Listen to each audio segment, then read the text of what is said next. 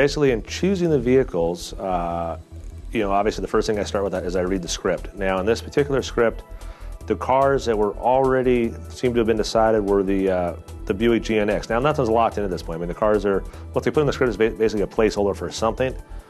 And I don't know who had the idea for the GNX, but I thought it was a great one, you know. So when I read the script, I said, yeah, that's perfect. It's a sinister looking car. It looks like Vin Diesel. They're cool. You know, back in the 80s, it was one of the fastest production cars you could buy. So I love that idea.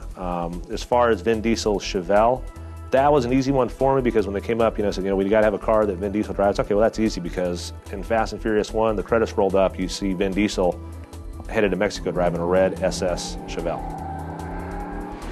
And the Charger's a given, obviously, from Fast and Furious 1. I read the script, and in the script, they called for using, I think it was a 66 El Camino that was going to come steal these tankers full of fuel, which just, to me, seemed too unrealistic. You know, I wanted to design something that would show that, yeah, these guys built these things that are a purpose-built vehicle for stealing fuel tankers. Action! All the other cars, you know, what I'll do typically is I'll pick out, say, my top 3 favorites and bring some photos in. It's a challenge. It's hard to get everybody to agree on one car. I usually give them, these are cars that would be good for this scene. You know, these are cars that would be good for this scene.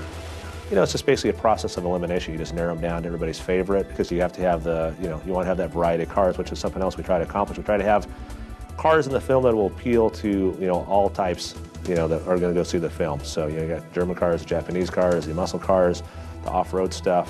I'll usually do my best not to sabotage myself, and by picking cars that 1, fit the budget, 2, are obtainable, and then 3 are, you know, easy to work on and will be capable of doing what's required. My personal favorites would be the trucks in the opening sequence. I don't know why I always wanted to build a truck with 3 axles, so then boom, my opportunity came up and we did it, and that was my favorite one.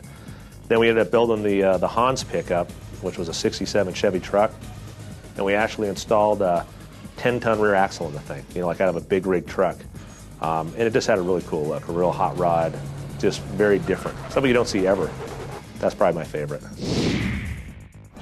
Well, basically what we did with the cars that weren't totaled, which was a fairly small number, we try to bring them back, clean them up, repaint them, make them look good, and they're used for publicity.